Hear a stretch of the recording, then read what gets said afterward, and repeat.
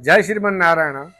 अब यो 82 को फागुन 21 गते कति ज्योतिषीहरूले चुनाव पटक्कै हुँदैन, चुनाव भयो भनेदेखि मेरो मुखमा यसो गरिदिनु, मेरो कानमा यसो गरिदिनु भनिएको छ। अब यति तयारी भइसकेपछि पनि चुनाव हुँदैन भनेर उनीहरूले भन्नु भनेको यो कस्तो अचम्म। उनीहरूले मुखमा केही मागेकै हो कि कानमा धागो मागेकै हो कि के हो भन्ने एउटा कुरा यो आयो। अब अर्को कुरा, चुनावमा एकले अर्कालाई गाली नगरिकन चुनावमा जाने भनेको मान्छे एउटै मात्रै देखिँदैछ अहिलेसम्म। नभए एकले अर्कालाई गाली गर्ने, अर्काले अर्कोलाई गाली गर्ने, त्यो गाली नगरिकन आफ्नो भोट कसरी हुन्छ माग्दा के हुन्छ होला त। गाली नगरिकन चुनावमा एउटा हाइलाइटमा आउने भनेको अग्लो मान्छे, कालो लुगाको लगाएको मान्छे यही मात्रै देखिँदैछ। किनभने धेरै हल्ला गर्ने काम छैन भन्ने, फटाफट हिँड्ने, यो पनि एउटा साह्रै दिमागिलो कुरा रहेछ। यो धेरै कुरा बोल्नु ठिक होइन।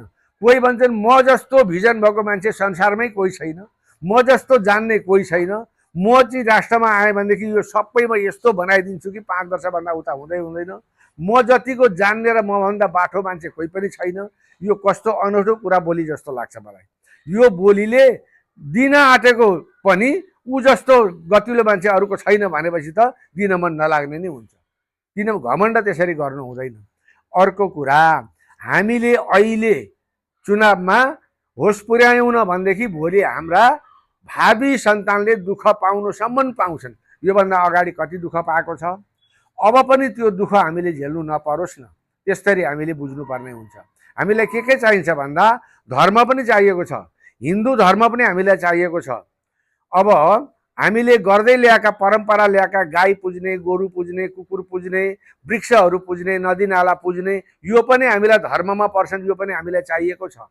हाम्रो संस्कृति जोगाउनु त्यो पनि परेकै छ भने यी सबै कुरा हामीलाई समेट्ने खालको एउटा नेता हामीलाई चाहिएको छ। भावी प्रधानमन्त्री बनाउनु पर्ने भएको छ।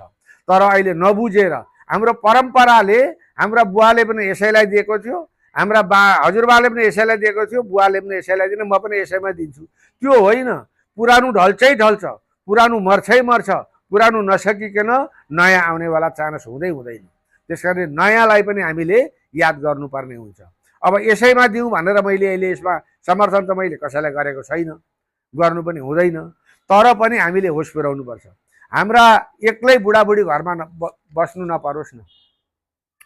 खाली घरमा, जुन घरमा हेर बुढाबुढी मात्रै छन्, मलामी सकियो, जन्ती सकियो, घरमा कार्य हुँदाखेरि आउने जाने अतिथिहरू सकिए, आज सबै सकिँदैछन्। के को कारणले गर्दा सकिँदैछन्? मान्छे बेचुवा परेको कारणले गर्दा सकिँदैछन्। मान्छे बेच्ने मात्रै छन्, खालि कमिसन खाने, बेच्ने मात्रै। नबेचियोस्।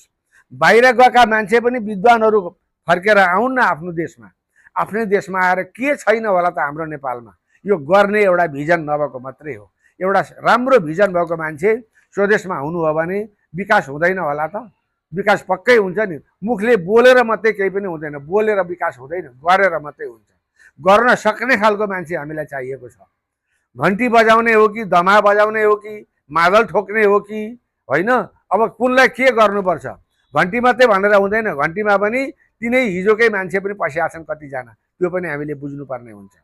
अब मान्छे चाहिँ हिजोकै छन्, जस्तै पुरानो सिसीमा नयाँ औषधि, नयाँ औषधिमा पुरानो सिसी, यस्ता हालेका मात्रै छन्। आज जेन्जी भनेका छन्। कुन जेन्जी?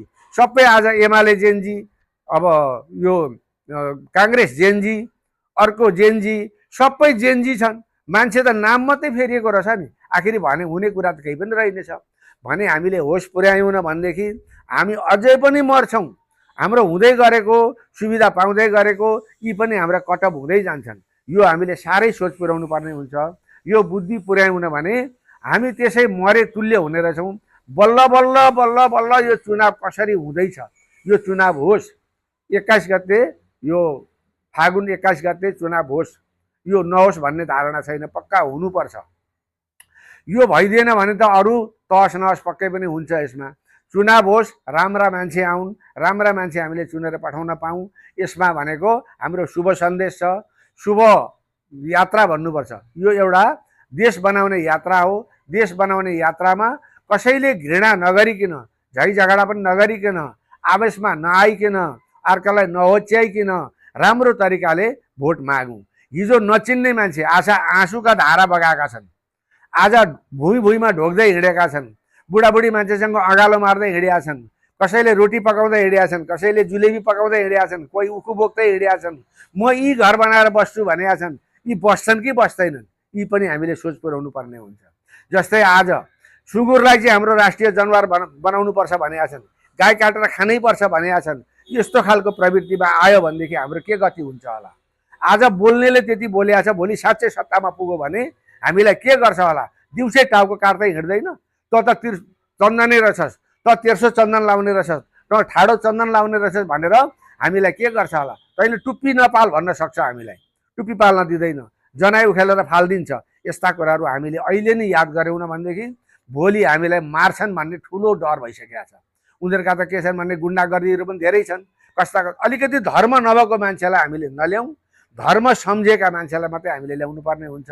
यो कुरा बुझौँ। थोरै कुराले गर्दाखेरि आज धेरै बिग्रिन्छ।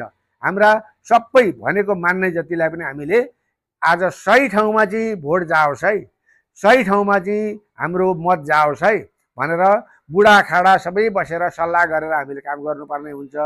बोलीको आधारमा मिठो बोलेर चिनी खुवाए जस्तो गरेर मात्रै हुँदैन। मैले सानो कुरा ल्याएँ भन्न जानिनँ कि जानिनँ भने पनि माफ पाऊँ। जय जय श्रीमन नारायण।